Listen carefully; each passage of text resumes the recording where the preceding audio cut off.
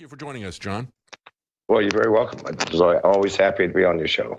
Well, thank you. And it's always interesting to talk to you, especially now that you have upped the ante on your bet. You famously said that you would eat a certain part of your anatomy if Bitcoin failed to get to $500,000 by 2020, and you said that this summer, and I had you on, we talked about that briefly at the time. Yes. Now you have upped that to $1 million because it's rising even faster than you'd anticipate.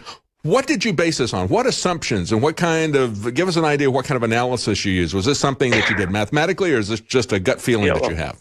No, I am a math major, and mathematics is my business. I'm a programmer. It was based on some very simple assumptions. There can only be 21 million Bitcoins. That's the max. 4 million of them have already been lost. So now we're down to 17 million. And we have the entire world that will be potential users. Now, when I made that prediction, I also predicted that it would be $5,000 before the end of 2017. Well, it almost peaked at $12,000 today. So yes. Clearly, my assumptions were way off. Now, I will not have to eat that part of my anatomy, I can assure you. I am perfectly safe at $1 million at the end of 2020. See, here's the problem. Everybody is making predictions based on the old paradigm of investment and growth, where 10% is astonishing. Well, we get 20% a day, consistently sometimes with some cryptocurrencies. Why? Because the supply is limited. We can't print anymore. Like you can print more US dollars, you can print more British pounds, you can print more Japanese yen. You cannot create any more Bitcoins, and the maximum of 21 million. Now, if you take 21 million coins, and let's say only half of the world ends up using Bitcoins, well, we've got 2.5 billion people using 21 million coins. Please just use your head. $1 million is nothing in 3 years, if I am correct. And I am correct. I don't make bets and lose them. My wife can tell you that. She's holding the phone here. It's an easy bet. It's something I can absolutely guarantee. Now, since I said that, a bunch of people have jumped on the bandwagon, okay? Why? Because I said it, and I stand by it. And Bitcoin is accelerating in its value. Yeah, we've got a lot of people that are saying that they expect by the end of next year, quite a few people said $40,000, $50,000. You're probably even higher than that in your estimation if it's going to get to $1 million by 2020. They're saying $40,000, $50,000 by the end of 2018 is what many people are expecting now. No, my figure's at 78,000 by the end of 2018. However, what astonishes is people say, we think Bitcoin is going to be 14,000 by the end of 2018. What paradigm are they using? They're using the old paradigm where you do have bubbles, where things do pop, where you do have corrections. The word correction cannot be applied to Bitcoin. That's from an old paradigm. Well, I want to talk to you about some of the stuff that is coming out. There's a couple of things that I want to hit with you. One of them is as somebody who is who's been there from the beginning in terms of cybersecurity. I want to talk to you about just tips that you would tell people in terms of how to protect themselves against cyber theft. We'll get to that in a moment. But the other part of this, besides the limited number of coins that are there, that are fixed in this algorithm, is the fact that it is being pushed back against by many governments. We now have the UK saying we're going to come in with a regulatory crackdown. We've already seen it in China. You're in Asia as well. You were there, and we saw what happened with that. Many different ways that you have central banks and governments trying to attack. Many people believe that there was a direct denial of service launched against, say, Coinbase and their trading site last week that caused that flash crash from about 11,000 down to 8,500, but then it recovered. And we've seen the same type of thing coming from Jamie Dimon and the world's biggest hedge fund manager, both attacking Bitcoin. That happened just before I talked to you the last time, and that had taken Bitcoin down from $4,000 to $3,000, but then it recovered and lost about a quarter of its value, but then it recovered in just a few days. So we got these attacks coming from the central bankers, from the investors, from the regular banking industry, as well as governments coming in to try to regulate this. But then still in China, it's still going strong. People don't realize how strong it is in Asia. That's why you're in Asia, right? And I know you got a cold. And thank you for joining us. We were going to have you on Friday, and you were very sick with the flu. So I really appreciate you coming on today. So here's the problem. It does not matter whether governments like Bitcoin or not, whether banks like Bitcoin or not. And I was on with Jamie Dimon when he was saying Bitcoin was a fraud. Well, it's clearly not. Jamie Dimon is head of America's largest bank. Obviously, he's frightened. All banks are frightened. In 5 years' time, we will have no banks because everybody with a Bitcoin wallet will be its own bank. I can do wire transfers or the equivalent. I can do the equivalent of writing checks. Everything that a bank can do, my wallet can do. And this is the problem. Banks are looking at coin exchanges now. I have developed, in conjunction with BitIndia in India, a wallet which is distributed. You cannot shut it down. Hang on, we got to take a quick break, and we're going to be right back to you. And I want to talk about the wallets and how these people are trying to attack us. And of course, you know, they came after Ross Ulbricht. That was one of the key things that they came after him for, was because he was using Bitcoin. In the early days, very early adopter of it, they saw that as a threat. They do see it as a threat. Stay with us. We'll be right back. Welcome back. I'm David Knight, and we're talking to John McAfee specifically about Bitcoin, because John McAfee is a pioneer now and has been for a while in cyber currencies as well as in Bitcoin mining. He was a pioneer decades ago in terms of virus protection software. So I want to talk to John about what is going on. Of course, we talked in the last segment about his prediction of Bitcoin increasing, why he was confident of that.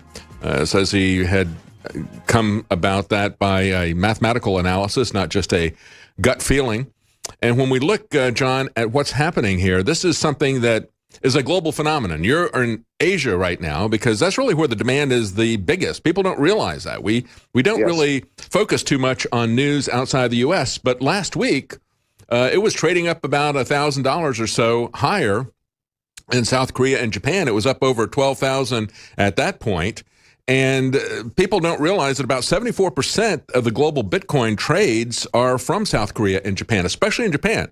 They're using it quite a bit in terms of, we've now got you on the phone. Let's see, in terms of quite a bit in terms of actually purchasing stuff that's a threat to the central banks. And that's why there are so many efforts to try to undermine it. Go ahead. Yeah, so in September, I was supposed to give a talk in Beijing at BitCan, one of the largest Bitcoin conferences. The week before, China shut down the exchanges and made ICOs illegal, which was the topic of my talk. Had I shown up, I would have been arrested. The entire conference was moved to Hong Kong.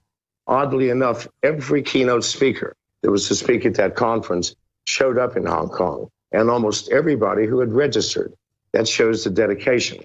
But let me get back to what we were discussing earlier. There's nothing that governments can do to shut down Bitcoin. Now, they could stop me from showing up in Beijing. I'm a human being. They could stop me at the airport and arrest me. They cannot stop and did not stop trading in Bitcoin or any other cryptocurrency. It is impossible for a government to stop a distributed system like Bitcoin. And now that's right. It actually went up, didn't it, in terms of the amount of Chinese yen buying a Bitcoin? It went up from 5 to, I think, to 20%. Then it went back down to like 13%. But it actually is still 2 or 3 times what it was before they prohibited it. What it was before. So prohibition requires enforcement. How do you enforce people not using Bitcoin? You would have to have an agent for every citizen within your country. They would have to come into your house and monitor your computer usage 24 hours a day. It is not possible. You cannot enforce any of these bans. And this is what governments do not understand. Banks are more terrified than governments. Governments are going to lose revenue if they're taxing income. Banks are going to lose their entire business because a wallet is a bank. End of story. So do you see the banks trying to offer, and this is what a lot of people talk about, we see Venezuela is coming out and saying that they're going to offer a cryptocurrency. Interesting enough, because in Venezuela, they're one of these states like Zimbabwe and others where people are trying to flee the country with their capital. That's been one of the things that's so attractive about something like Bitcoin. And so now they're trying to come out and say, we're going to run a cryptocurrency for people. I think that's too little too late for Venezuela. But other countries have talked about going into competition with Bitcoin, like China and Russia as well. Yes. But you cannot, because these cryptocurrencies that governments are offering are centralized. It's just like things are now. They have central control. They can control the price. They can control the fluctuations. They can control interest rates. No, Bitcoin is not centralized. It belongs to the people. It has taken power away from centralized governments and banks and given that power to the people. When a government issues its own cryptocurrency, they're missing the point. They're simply taking that power back. Are you going to accept that? I'm not. Go ahead and issue a cryptocurrency. America, England. I don't care. I'm not going to use it. I'm going to continue to use Bitcoin. That's right. And then when you look at efforts like China and now being reported, UK, as a matter of fact, last week, some reporter pitched out a question to President Trump. What about Bitcoin? Well, we got Homeland Security looking into it. If China, if the United States, if UK try to put restrictions on people taking money in and out, we still have places like Japan that are going to, or Switzerland, that are going to run into this and say, embrace it, and people will still be able to get their money in and out through those currencies, wouldn't they? If they wanted to. Absolutely. And again, the exchanges are now moving to distributed wallets. There is no more central exchange in the new paradigm of Bitcoin. Exchanges, you will be part of a distributed exchange. If someone shuts you down, it's not going to shut the exchange down because the exchange is spread across millions of nodes, millions of users, millions of wallets. So there's nothing technologically, legally, legislatively that can be done to stop or even impede the growth of Bitcoin and other cryptocurrencies.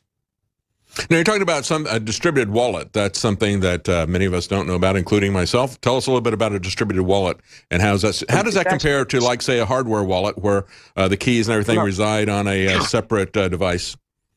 When I say distributed, I mean wallets that are including a distributed exchange.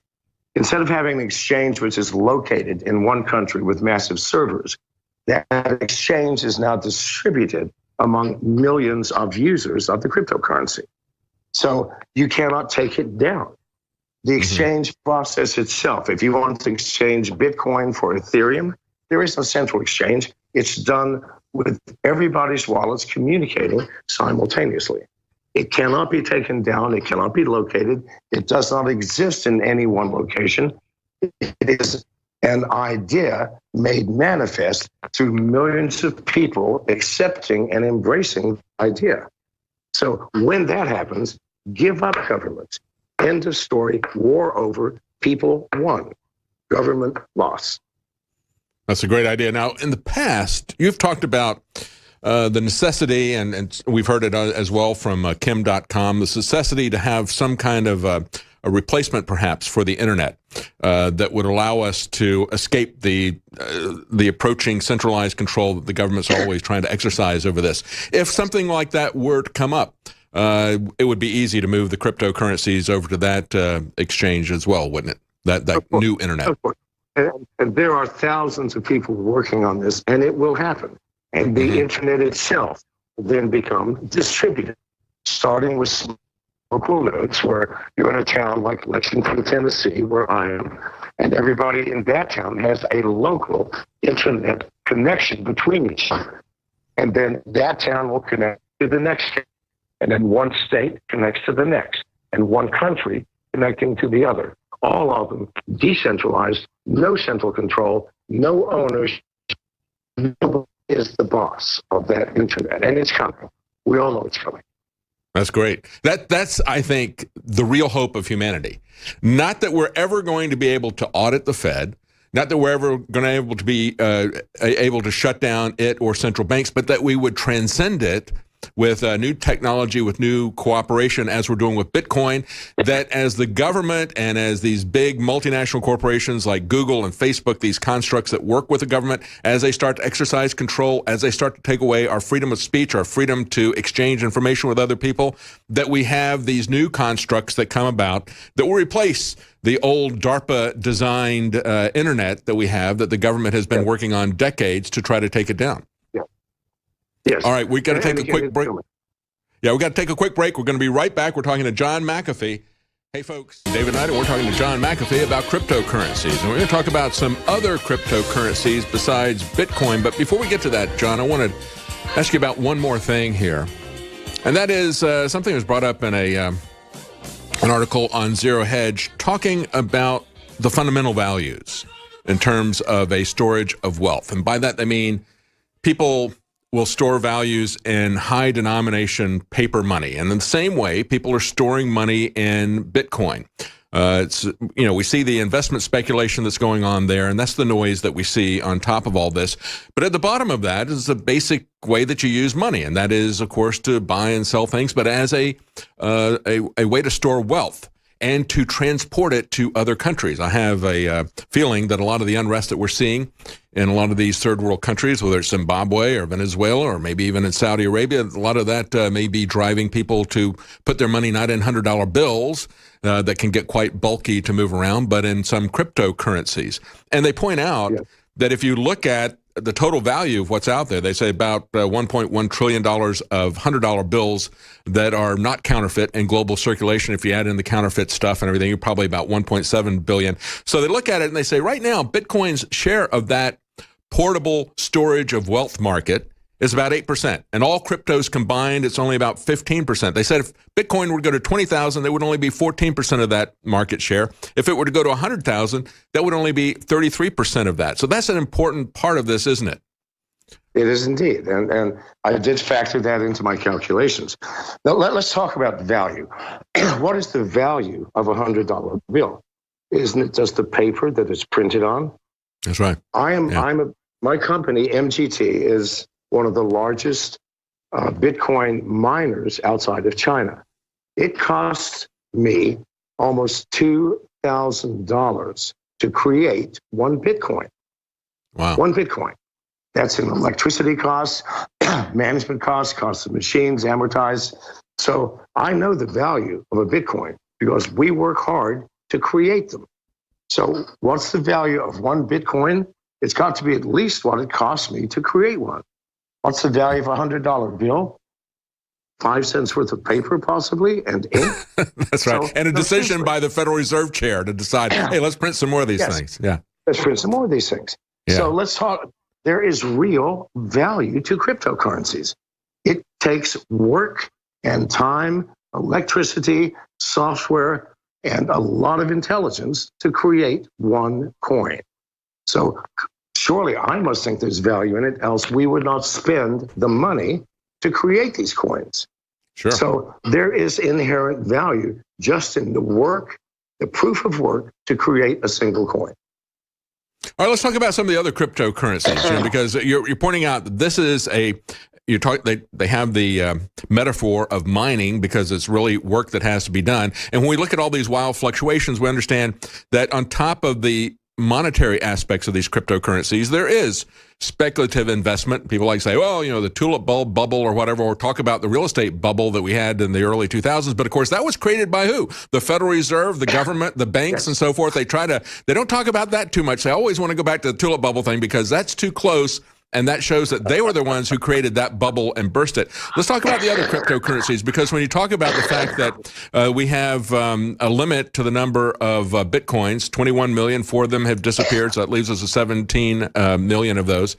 The other part that would come in terms of, we're not not going to be able to have any more of that in terms of gold, but we could have other cryptocurrencies. How does that work into the whole calculation here? Well, there are thousands of cryptocurrencies now, literally thousands. The top are things like Ethereum, Litecoin, Monero. Of those, Monero is the one that needs to be watched the closest. And here's why. The dark web is where Bitcoin first got its use. If you wanted to hire a hitman to buy illegal drugs, to get a live tiger from the jungles of Asia, you would pay in Bitcoins. All right. Now it's 100% Monero. Why? Because Bitcoin can be unwound with enough computing power and enough will. Like if the FBI wanted to, they could find out who a person was in the specific transaction. That's right. Go back to the blockchain. They could go all the way back to when you first got into the system. Yeah. Yes. But with Monero, it is impossible. Utterly impossible. It is completely anonymous and completely private. So that is why in the dark web, everybody's using Monero. But what I have discovered is what starts in the dark web in terms of cryptocurrencies leaks out into the world of light, the world of above board business. Because all people, I believe, all people would like to have anonymity and privacy in terms of their financial transactions. And if I'm right, then Monero bears watching very closely. I think you're absolutely right. I mean, you look at what's happening now. You have Coinbase and others now require that you send them pictures of your driver's license and so forth. So we're getting the government regulations in that way to the back door. And I think you're absolutely right. There's a lot of value, and people are realizing the value of privacy and anonymity, whether or not they're involved in anything that the government wants to do. And I think that's why they came after Ross Ulbricht and Silk Road so heavily. You know, the coins, I just saw an article from Free Thought Project, the coins that they stole from Ross Ulbricht and Silk Road are now worth $1.74 billion. Isn't that amazing? Yes, it is. And they did steal them. They did steal them. And Ross Ulbricht is a special case. I do not think that that's going to happen again, because Bitcoin has now almost universally been accepted as, okay, it's above board, it's open, it is a currency, people are using it, and you're not going to stop it. Monero, when Monero hits the light, and it has in many cases, we're going to have a serious problem with governments, because there's nothing that a government can ever do to determine who is doing what. And this scares governments, obviously. It does not scare me. I think it's the greatest thing since sliced bread. That's great. That's great. Well, and you know, the only thing that I would be concerned about, and I hope it does succeed, I see them coming after people like Ross Ulbricht. I see them coming after people like Kim.com, just like they came after Martha Stewart or Michael Flynn. They get somebody that they want to punish for political reasons, or they want to make an example of, and that's the key thing there. So so Monero is what you're looking at now as most optimistic in terms of cryptocurrencies, because it provides a different level of anonymity that they cannot walk back like they can walk back the blockchain on Bitcoin. Is that correct? That's correct. And if Bitcoin does have a competitor, or will have, it will be Monero. Very interesting. Very interesting. Well, that's valuable information that people can take to the bank. You know, one of the things that they were talking about in this Free Thought Project, and I'm sure you would appreciate this as well, John McAfee, they were saying that when you look at what was happening on the dark web, you look at what was happening on Silk Road, people were able to buy drugs from their living room rather than getting out on the streets.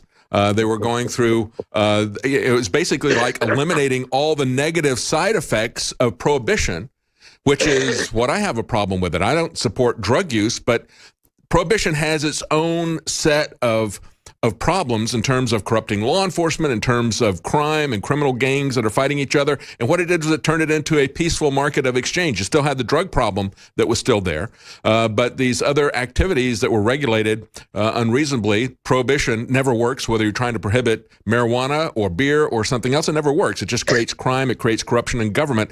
And so the benefit of that was that it made things more peaceful, and they came after him for creating a website. Your comment on that?